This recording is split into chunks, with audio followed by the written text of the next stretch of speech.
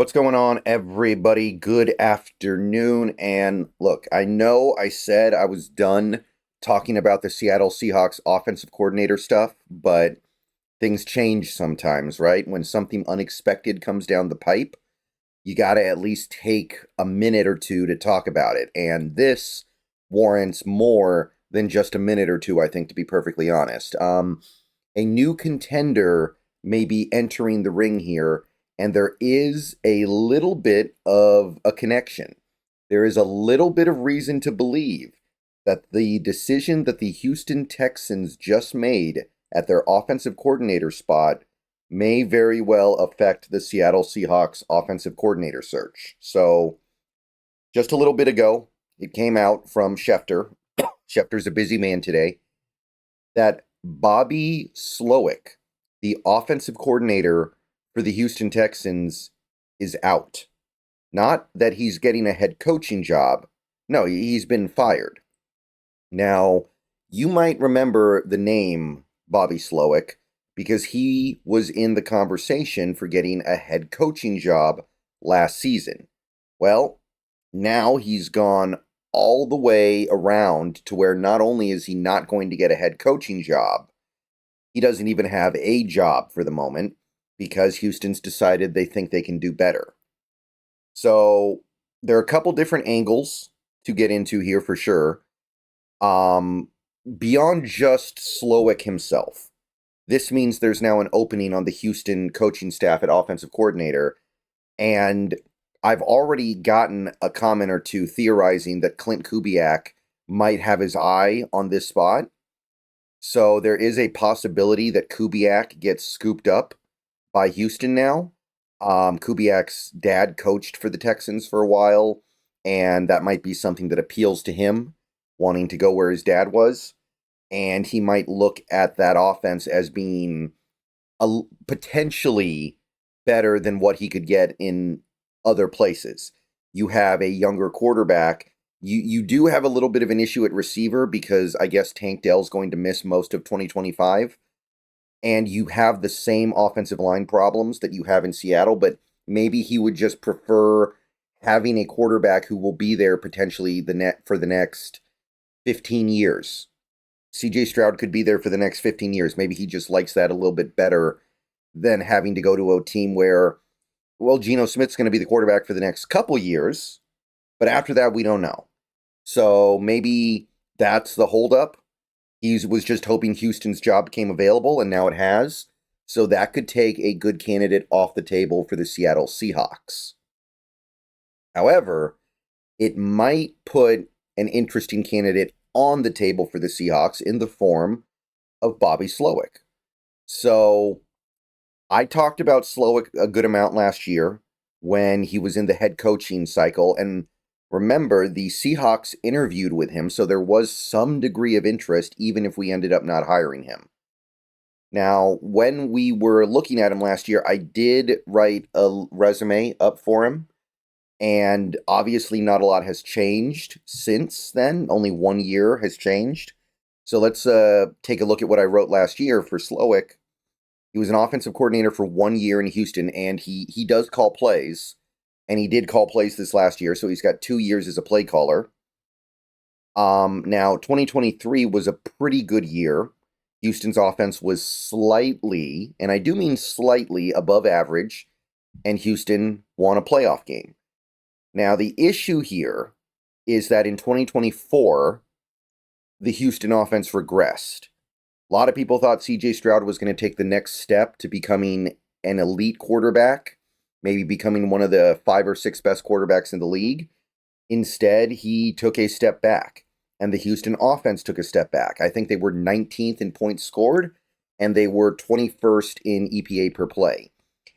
They were not really any better than the Seahawks offense, actually. And we watched the Seahawks every game they played last year. I think we all know that we weren't too happy with those results. Now, Slowik had to deal with a lot of injuries on the offensive line. The offensive line wasn't that good in general. They lost a lot of their receivers. Tank Dell gets hurt. I think Diggs missed some time as well. So it wasn't just the offensive coordinator.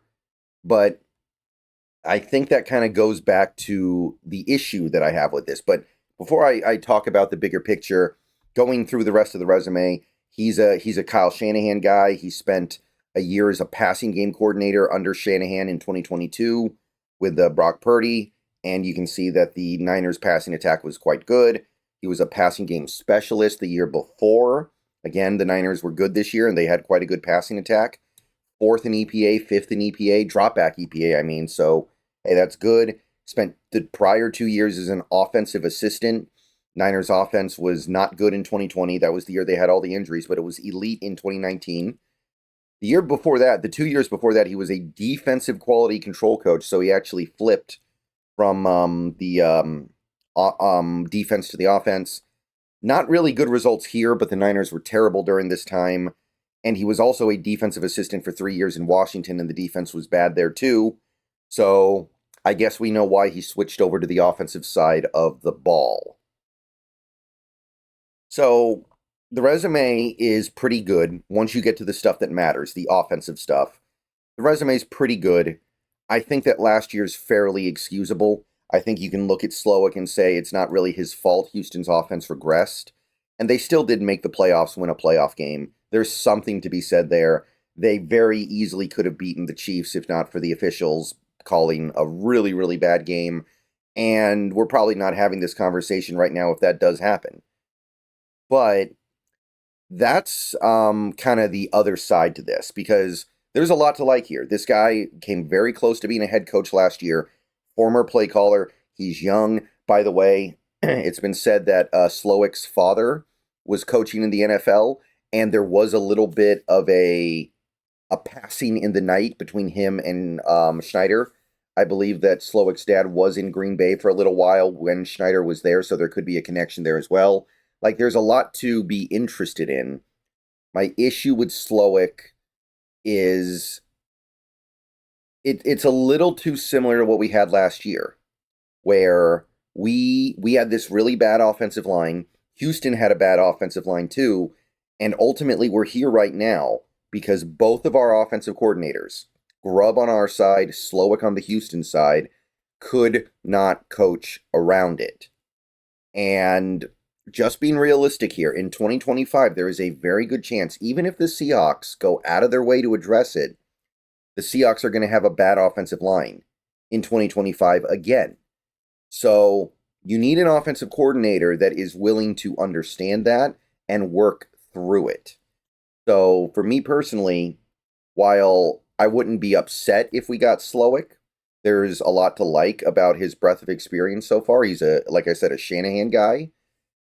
You have to be a little bit concerned if this is just going to be another Ryan Grubb, based on the fact that he struggled to overcome poor offensive line play last year. And I'm sorry, the odds of this team being able to completely fix their offensive line in this offseason, they're not terrible odds, but they're not great odds either. You might be looking at a little bit of a flip of the coin. And that being the case, I need an offensive coordinator that has some understanding of how to work around it. And there are offensive coordinators who can do it. There were many years in Tom Brady's prime where New England did not have a good offensive line.